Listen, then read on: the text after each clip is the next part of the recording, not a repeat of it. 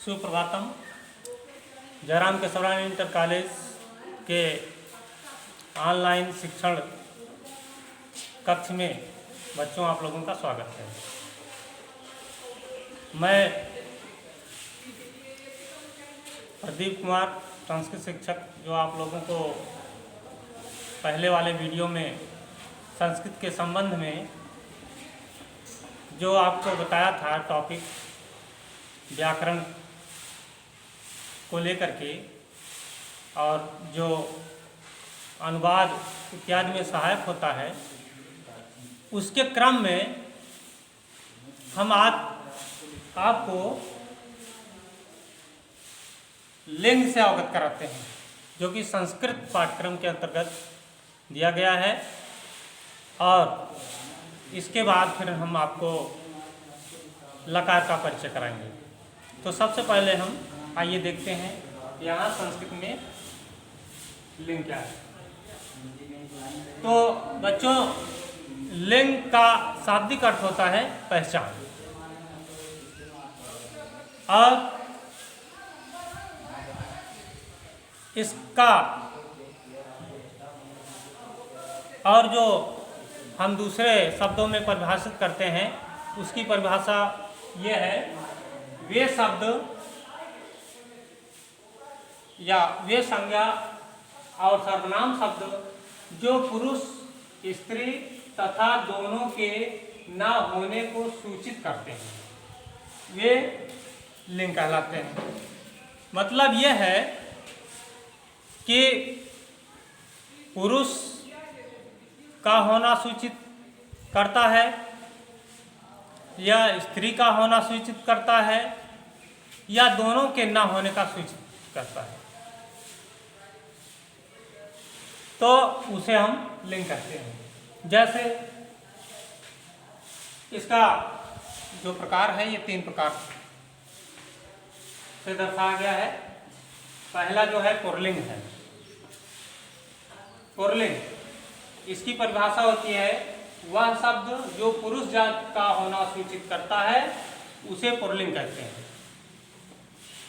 और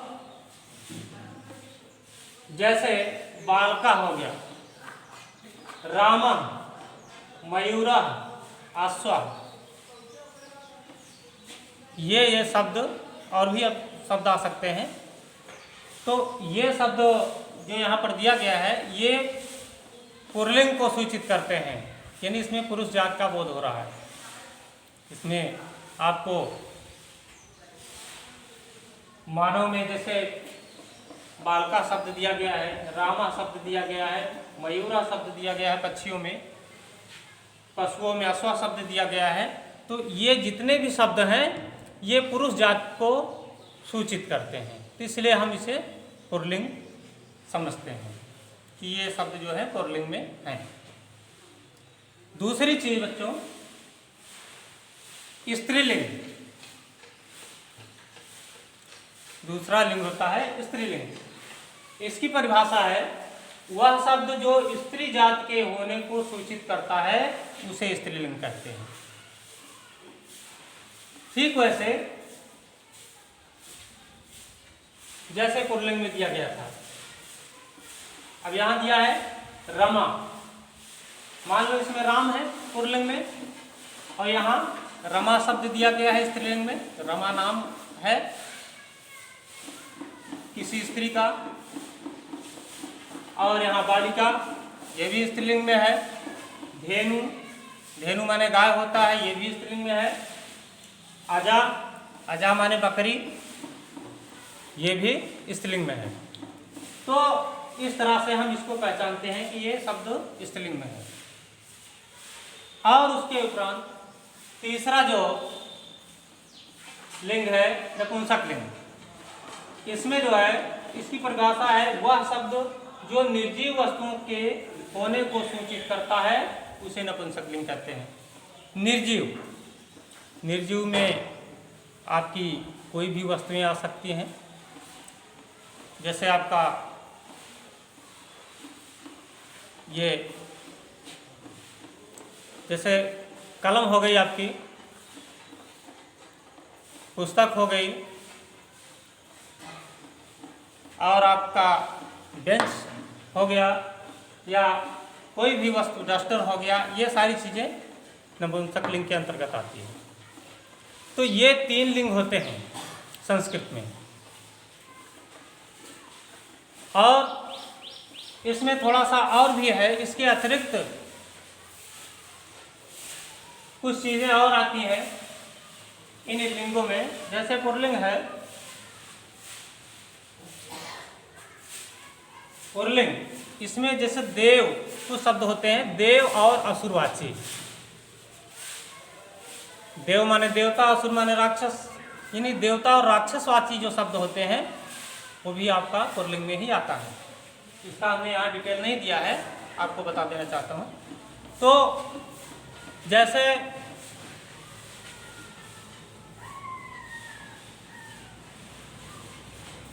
देवा हो गया, ईश्वरा हो गया, और गंधर्व हो गया, इस तरह से शब्द होते हैं देववाची और असुरवाची भी। तो अब स्त्रीलिंग में भी उसी तरह से है। स्त्रीलिंग में आपकी इसमें संख्याएं कुछ आ जाती हैं, कुछ संख्याओं में जो संस्कृत की संख्याएं होती हैं इसमें कुछ आ जाती हैं स्त्रीलिंग में। जैसे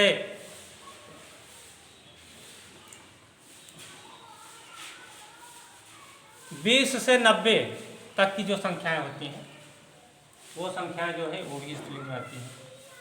तो इस तरह से ये भी जो शब्द होते हैं वो भी स्त्रीलिंग में होते हैं। तो ये रही आपकी जानकारी लिंग के विषय में। अब हम आपको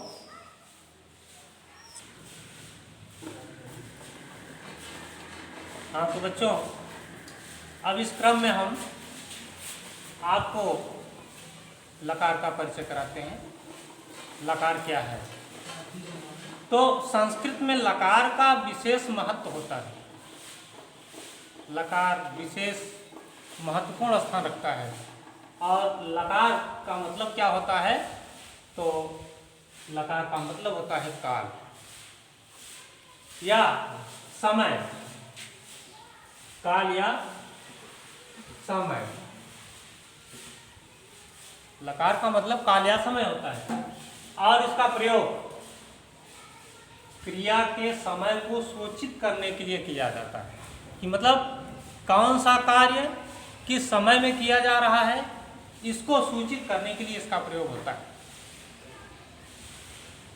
और इसको 5 प्रकार के भागों में व्यक्त किया गया है। जैसे पहला लकार होता है लट लकार। लट लकार का मतलब होता है वर्तमान काल। लट लकार का मतलब होता है वर्तमान काल। वर्तमान काल की पहचान है जब कोई कार्य वर्तमान समय में किया जा रहा हो उसे हम लट लकार कहते हैं। जैसे अब यहां मैं दर्शा रहा हूं,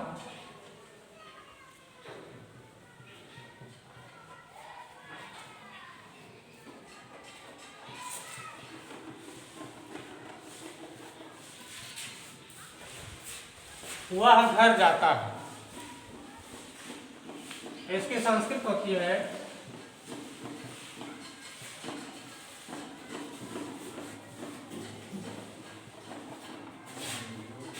सह गृहं गच्छति। वह घर जाता है। तो ये घर जाने को मतलब वर्तमान समय में सूचित कर रहा है कि वह घर जा रहा है। यहाँ पर जो सर्वनाम दिया गया है वो घर को जाना सूचित कर रहा है, इसलिए कार्य जो हो रहा है ये वर्तमान काल में हो रहा है। और एक चीज़ और बच्चों ध्यान देने की बात है, इसमें कभी कभी आता है कि वह घर जा रहा है, जैसे यहाँ लिखा गया है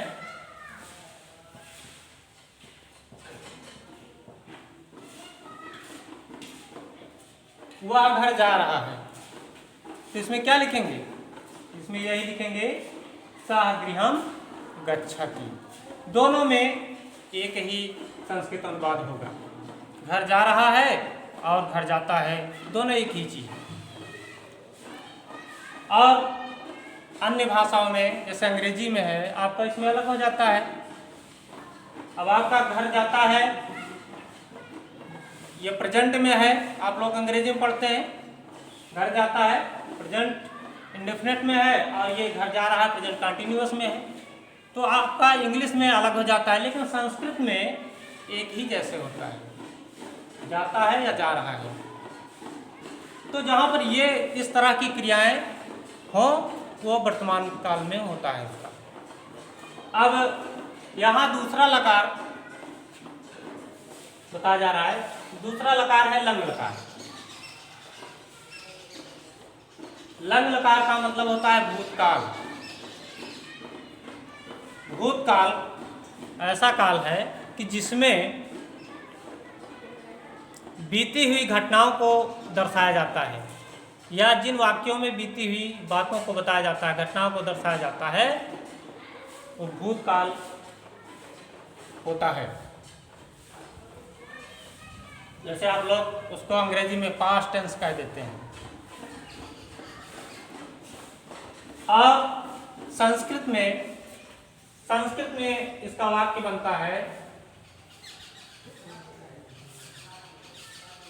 वह घर गया था, या वह घर गया। दोनों तरह से इसको कह सकते हैं। तो इसका क्या होगा? यह हो जाएगा सः गृहं अगच्छत्। सः गृहं अगच्छत्, यह हो गया वह घर गया था, या वह घर गया। दोनों का यही होगा। और उसके बाद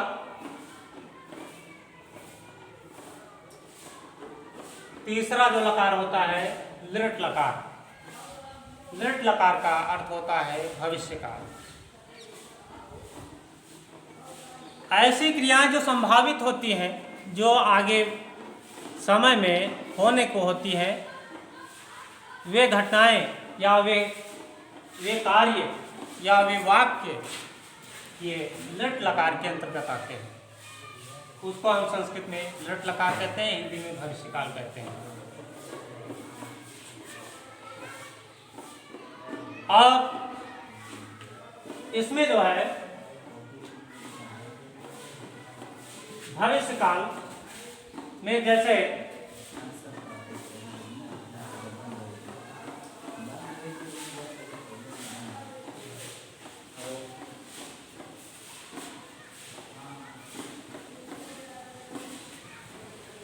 राम पुस्तक पढ़ेगा। अब यहाँ गागे की है, वर्तमान काल में तो ता है, ती है आता है, और उसमें था या गया था, गई थी आता है भूतकाल में। लेकिन भविष्य काल में जो लट लकार है उसमें गागेगी आता है लास्ट में। तो इसमें हो जाएगा रामः पुस्तकम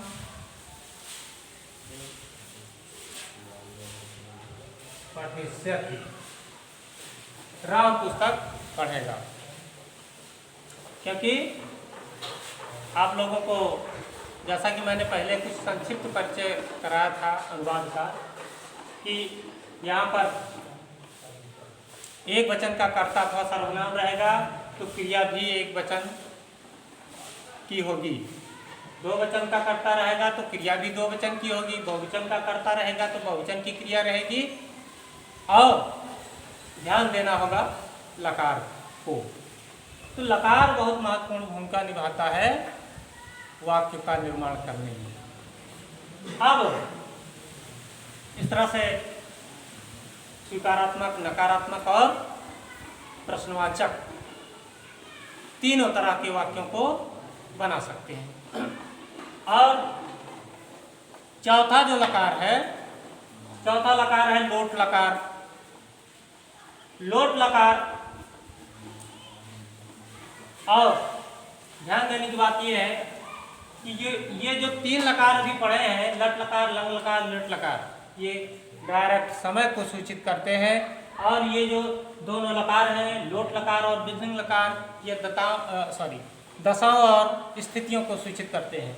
तो अब इसमें चौथे लकार में जो दिया गया है लोट लकार, उसका अर्थ होता है आज्ञार्थक या आज्ञा सूचक। इसमें आज्ञा प्रदान की जाती है। जैसे कोई वाक्य कह दिया गया, तुम पढ़ो,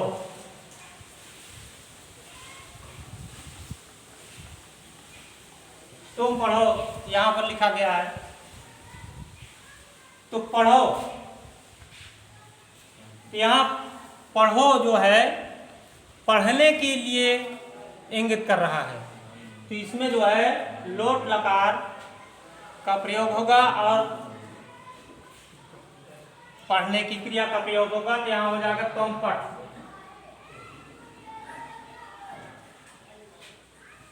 क्योंकि तुम शब्द जो है मध्यम पुरुष एक वचन है, इसलिए मध्यम पुरुष एक वचन की क्रिया का यहां प्रयोग करेंगे।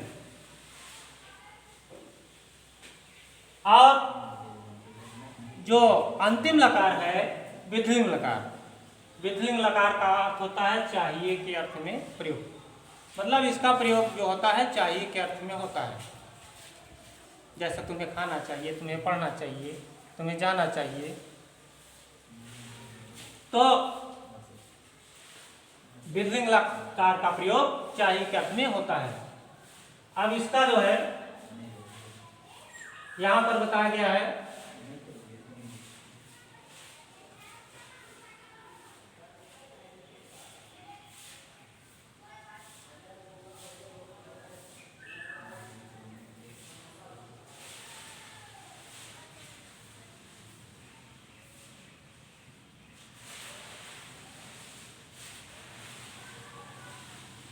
जैसे उसे पढ़ना चाहिए, तो यहां पर सह माने वह, उसे के स्थान पर सह माने वह या उसे, एक ही चीज है। तो यहां लिखेंगे सह, पढ़ना चाहिए पठे, क्योंकि इसका विधिलिंग लकार में रूप चलता है पठेत पठेताम पठेयो, पठे पठेतम पठेत, पठेयम पठेयो पठेम। तो यहां पर प्रथम पुरुष एक वचन का सर्वनाम है स, और उसके बाद एक वचन की क्रिया भी है पठेत। प्रथम पुरुष एक वचन की क्रिया है पठेत, सा पठेत यहां पर लिखा जाएगा। तो ये बच्चों आपको लकार की जानकारी दी गई, और हम शेष जो जानकारी है आपके सामने लेकर उपस्थित होंगे अगले वीडियो में। तब के लिए धन्यवाद।